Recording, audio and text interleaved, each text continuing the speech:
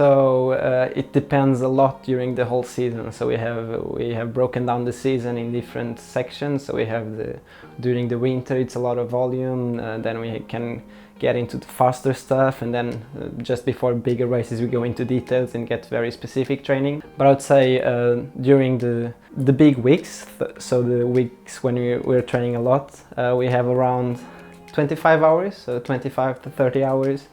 And then every third or fourth week we take one easy week to recover, because in the end the most important thing and how you're getting better is the recovery. So if you don't recover, you're just making yourself worse in the end.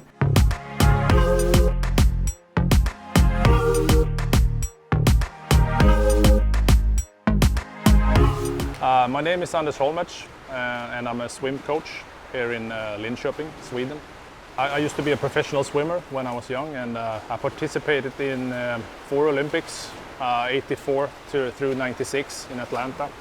And I also have five medals, 4 silver medals and 1 bronze medal. He started working with us for about a year ago, and he's always a hard worker. So that's the first thing I noticed. He's a hard worker, and that's one of the keys that you need that to be a successful athlete in every level, in all sports.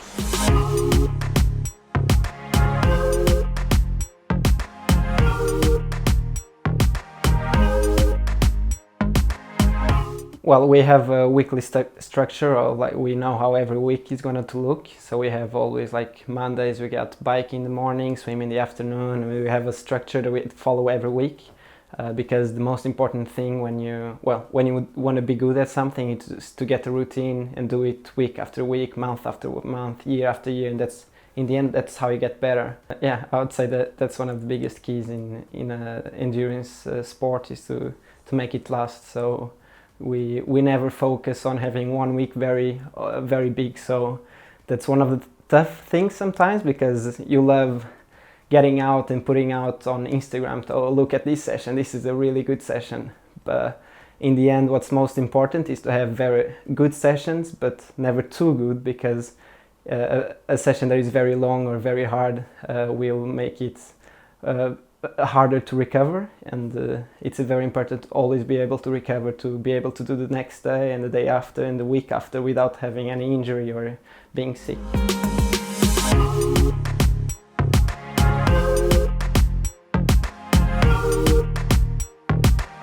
So nowadays, with all the technology, there's so much data you can analyze after every session. So we have on the bike, we have speed, we have cadence, we have watts.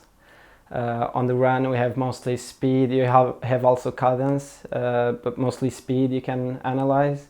Well, on the swimming, you cannot really analyze it in the same way, or you can, but you need tools that we're not using at the moment. I would say I'm one of those people who doesn't really care that much about data. So for me it's most about the feeling in every session. So I can, well, when I'm talking with my coach, I'm not really talking data, I'm talking feelings. How did I feel when I was pushing hard, but did it felt good to push hard? How many minutes after the hard session did it took me to recover and to feel good again? So that's, for me, it's a lot about how the body feels and how the body responds. And then, of course, I have the data, and that's mostly something my coach looks at. So he gets my feedback from how I felt, and he looks at the data and can link both of them in to see if am I too tired, do I need to recover more, or do I have a lot of energy so we can push a little bit harder.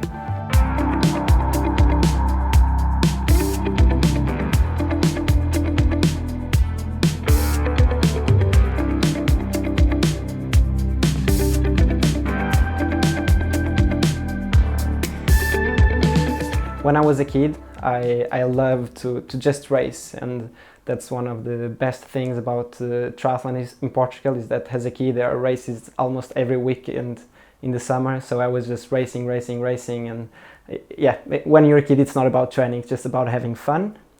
When I started to grow up, and when I moved to Sweden and started working with my coach Joaquim Vilaca, we understood that I cannot race in every session, even though that was my mentality from the beginning.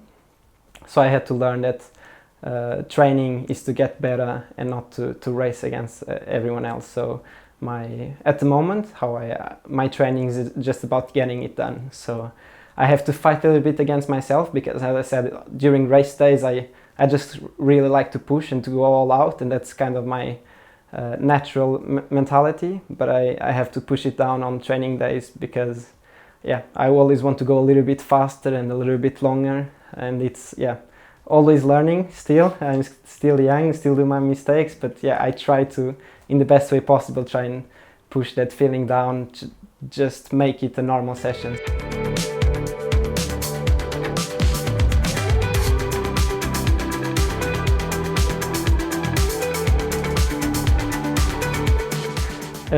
Well, at first you always need to know what he had done before he came here. That's a different culture in Portugal. They go pretty hard all the time.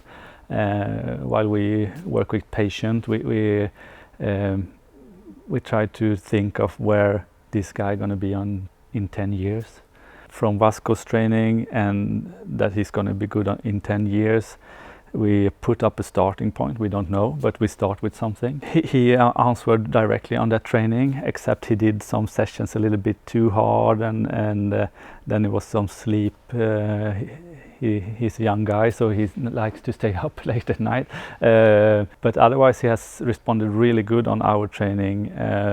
So we're doing quite a lot of training, but we don't go forward too fast.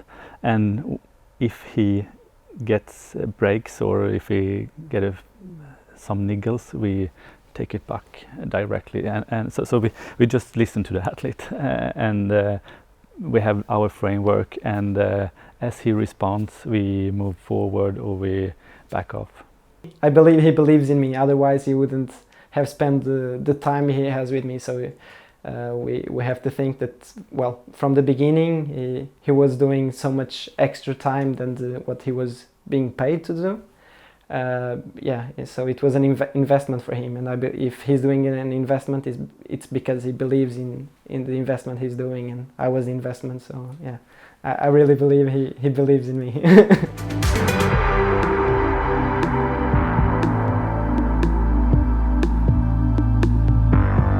So competition, and mostly when I'm doing my sessions here at home, so on the trainer, when I'm all alone and I have nothing else to look at.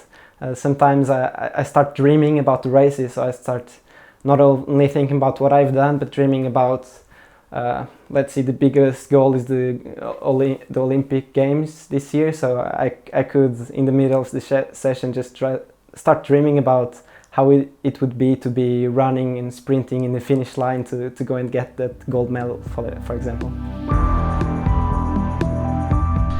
Studying and training at the same time is a very big challenge. My experience is that you have to choose what you want to focus on. When I finished high school, it was a time to make the choice. Either I want to focus on my studies, or I want to focus on triathlon. A career in triathlon, I only have one chance, and I gotta take that chance now. I decided it was time to focus on triathlon. But I know how important studies are, and I know there's a life after my triathlon career. So I'm studying at Linköping University, computer science, which is something I'm really interested in, which makes it easier to study because it doesn't take as much energy when you're doing something you like. But I'm still just doing as much as I can without disturbing my training. Racing and our stats man, Graham Atchison. It's basically a runoff between that man on screen, Vasco Vilaca, and Johnny Brownlee to take the 10 point. So tradition triathlon goes just swim, bike, run. The shortest races would take 1 hour to 2 hours when you're talking Olympic distances. Super League breaks it down to a 200-meter swim, to a 4K bike, and to a 1.5K run, so it's much shorter, but that gives us the chance to go so much faster and to make it so aggressive, which I would say it's so much funnier to watch. I remember before I joined Super League, I was watching all the races because it's just so awesome to see all the athletes bringing it down to everything they got and sprinting all the way from the beginning to the finish line.